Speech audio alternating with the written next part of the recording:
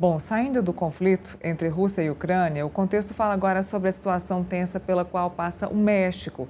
O país vive uma intensa onda de violência por conta da morte do líder do cartel Jalisco Nova Geração, Nemésio Cervantes, conhecido como El Mencho.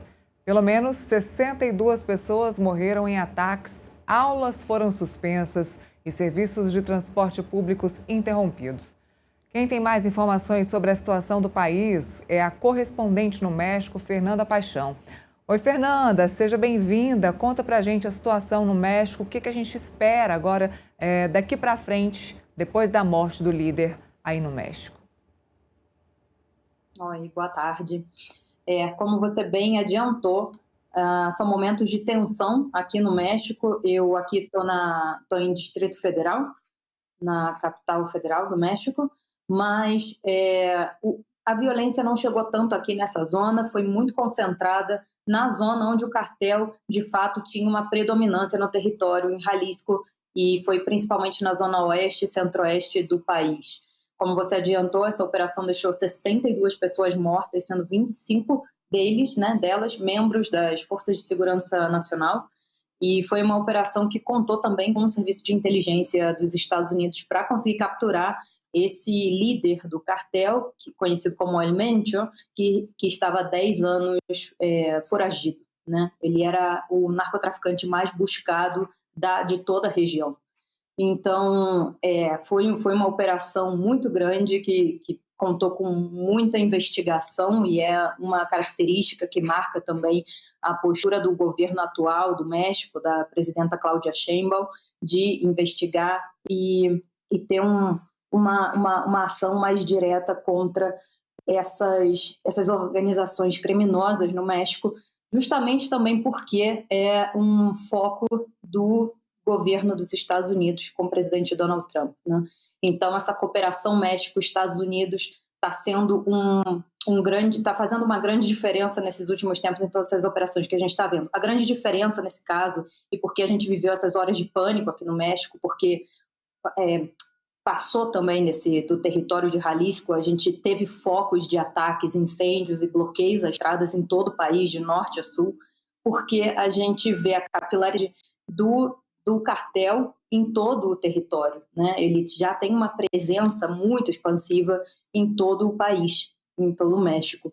Então, o que a gente viu foi uma resposta de membros do cartel Jalisco Nova Geração, que é um dos mais violentos do país também, por isso tanto medo, tanto pânico, porque esse pânico já existe todos os dias, só que de repente né, como se estava se dizendo aqui, né, era o cartel mostrando os dentes, a reação contra a caída, né, a queda do seu líder. E foi realmente assim um impacto muito grande, isso representa um impacto muito grande nessa organização, que tem presença internacional, lembrando, né, também os Estados Unidos.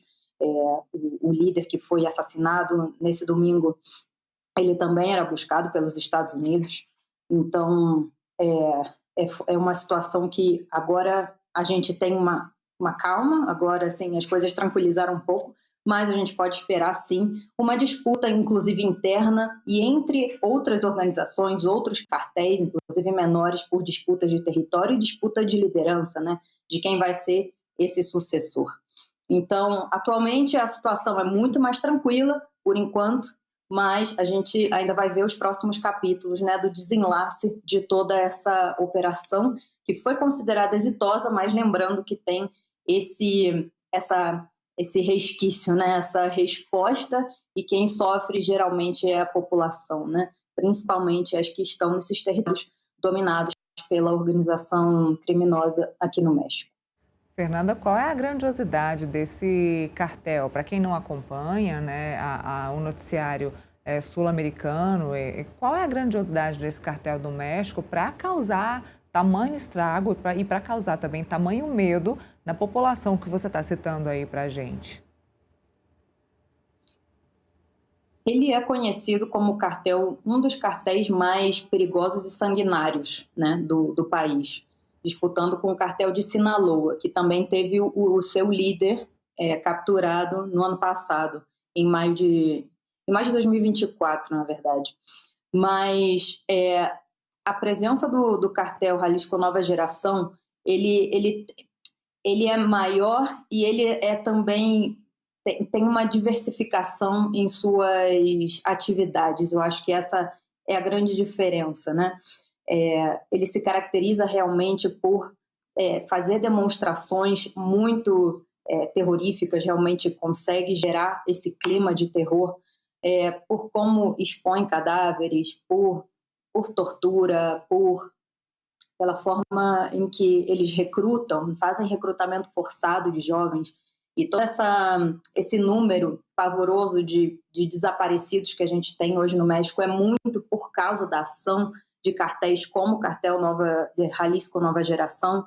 Eles sequestram jovens e recrutam de forma forçada, né, esses jovens a fazerem parte do cartel. Isso acontece em todo o território, né? Então, a gente viu 252 bloqueios no domingo, né? Por 22 estados do país, lembrando que o México tem 32 entidades federativas, a gente aqui já vê onde estão operando, né? Todas as células do cartel, ou cartéis que também são parceiros, né? Que de alguma forma têm uma aliança com o Jalisco Nova Geração. A gente vê justamente nessas aparições de diferentes ataques que a gente percebeu e foram registrados ao longo do domingo e de ontem também. O dia de ontem foi um pouco mais tranquilo, a gente não registrou grandes ataques de violência como a gente viu no domingo, né? Tiveram muitas explosões a farmácias, tiroteios, civis que morreram, incluindo uma mulher grávida de 3 meses que morreu de uma bala perdida durante esses confrontos. Então, isso realmente gera um pânico na população e a gente observou no país inteiro, no território todo do México, praticamente, né, em 22 estados, não é pouca coisa. Então, a gente vê aí o impacto e a presença de uma organização criminosa como essa num país como o México, que é muito grande, inclusive. Para terminar bem rapidinho, Fernanda, você falou que existe uma interação entre Estados Unidos e México nesse momento contra o cartel, para perseguir o cartel. Vai ter Copa do Mundo esse ano, nos 3 países aí da América do Norte. México, claro, vai ter jogo no México, nos Estados Unidos e no Canadá. Essa interação dos Estados Unidos com o México, você acredita que também é por conta dos jogos que estão se aproximando? Especulou-se muito sobre isso, justamente porque faltam poucos meses para a sede, né? Para o México ser um dos países sede desse grande evento que vai atrair muitos turistas, né? E que foram também alvo nesses últimos dias de todo esse pavor que foi gerado com essa operação, né? A questão de atrair muitas pessoas agora parece ser o pior momento possível para fazer uma operação como essa, mas o que parece ter estado na conta do governo mexicano, principalmente, foi uma janela de oportunidade que se abriu para poder capturar o Alimento. Repetindo, né, ele estava foragido há 10 anos e ele conseguiu fugir em outras 5 oportunidades.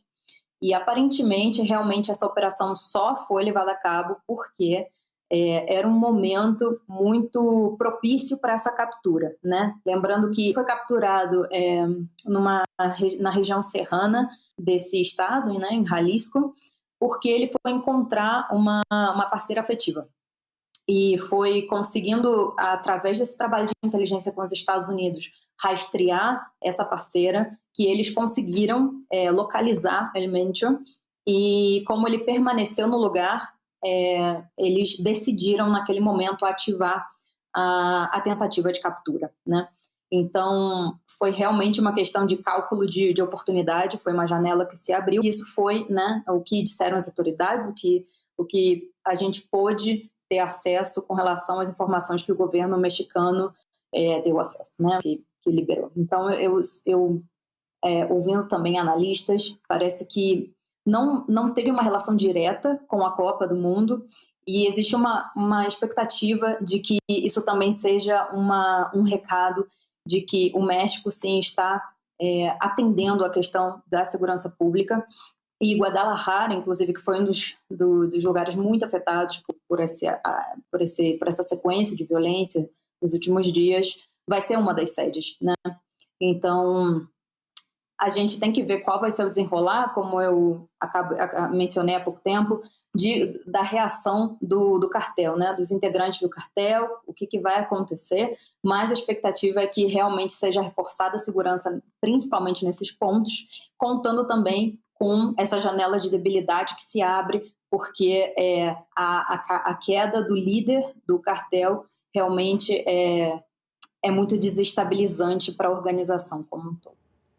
Muito bem, Fernanda Paixão, direto da Cidade do México, no México, trazendo as informações, atualizações sobre o caso da morte, né, de como vive agora o México após a onda de violência e da morte do líder do cartel de drogas.